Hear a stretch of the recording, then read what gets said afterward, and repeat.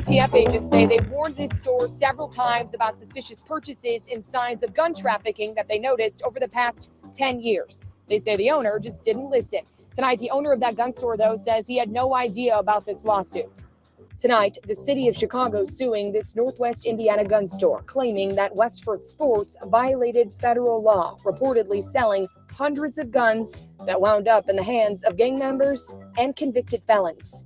But I think the data is fairly compelling. Court documents show that the family-owned gun store is known to have sold at least 180 guns to at least 40 people who were later charged with federal crimes. That's because investigators say Westford and Gary, Indiana, has been ignoring obvious signs of straw purchasing, which is a tactic when a person buys a gun on behalf of someone else.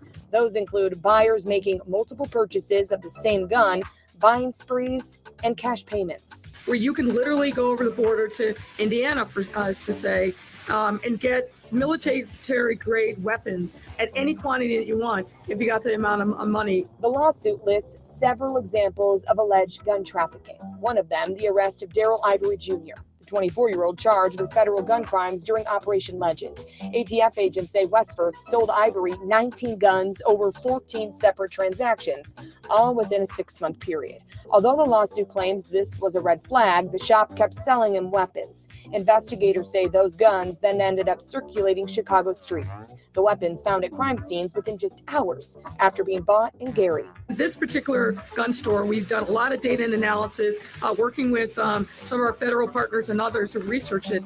They are selling thousands of crime guns every year. The owner of the store says he's contacted his attorney and believes he's been in compliance every time ATF has come out to the store and checked on them. He says he turns people down who come in to buy guns every day for a lot of different reasons. In Gary, I'm Alexis McAdams, ABC 7 Eyewitness News. Yes, that is Alexis McAdams. And here we go again. This almost reminds me of the last story we did, Rev, where we're blaming the person providing a service for what people choose to do with the service. Yeah. And so, like, from my perspective, everybody knows what guns do. Yeah. Everybody who buys a gun knows what guns do. And the city of Gary did this too. I don't know if you were living here back in I think it was the 90s or the early 2000s, where Scott King, who was our mayor at the time, decided he was going to sue gun manufacturers for the crime in the city of Gary. And my thing is, look, unless the guns are are malfunctioning, what are you going to sue them for? They're doing what they're built to do. They're doing what they're built to do. Yeah. So everybody who buys a gun, whether it's from Westford Sports or from a guy on the streets in the alley, knows what he or she is buying that gun for. This is one, and we just talked about this earlier in the last segment. This goes back to civil rights groups, a lot of black civil rights groups, having less esteem for black people than I think a lot of white supremacists do. Well, I mean, I've read the articles about the lawsuit by the city of Chicago. I guess one of the things that struck me about it is this particular store has been running afoul of the AATF repeatedly. Not only Chicago has taken them to task for it, so has the city of Gary. Right. Has sued this business as well. But if they've been breaking the law and you've got the evidence that they've been breaking the law, why haven't you brought criminal charges against them? Yeah, that's true too. Why treat this business as a piggy bank? Mm. You know, they're going to sue them, and the reason they're suing them is because they're violating the law. Right. Not civil law here. They're violating criminal law. If they're doing these sort of sales, those are criminal violations. Mm-hmm.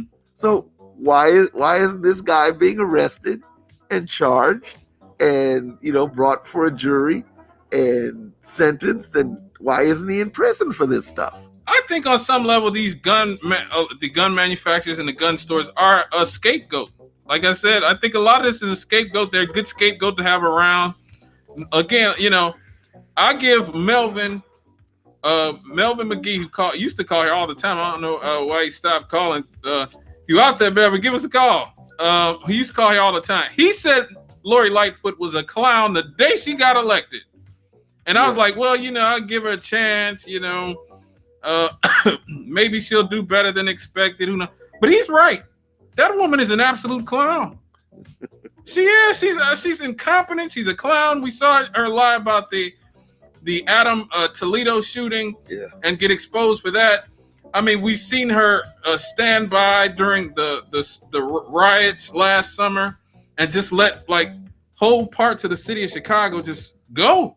And she just on like, what do I do? I mean, like, she is just like Kamala Harris, or a lot of these people, where she shows the limitations of representational politics, where just because somebody is black, and it's sad we got to say this, just because somebody's black does not mean that they work for black people. Just because somebody's a woman doesn't mean that they work for women. Just because somebody's gay don't mean they work for gay people, whatever.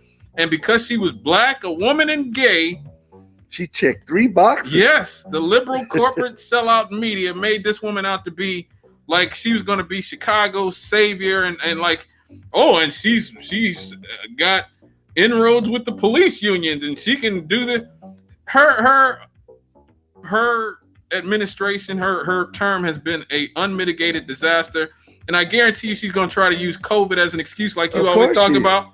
You always talk about that, and I always think about that when I talk. She's going to use COVID as an excuse when she's up for an election again. She's going to go, hey, I couldn't do A, B, C, D, and E, and I let the city burn to the ground, basically. But look what we did for COVID. Yeah, look what we did for. Oh my God, she dressed up like the superhero. Do you remember that? I mean, like, just a clown administration, a clown term as mayor of Chicago.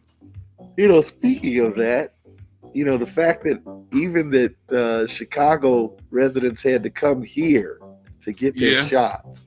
Yeah, I heard about this. If I were thinking about running for the mayoral office of Chicago in 3 years, I wonder what would you say about the fact that the biggest city in the area had to go to one of the most struggling cities in the area to help them address this issue? Right.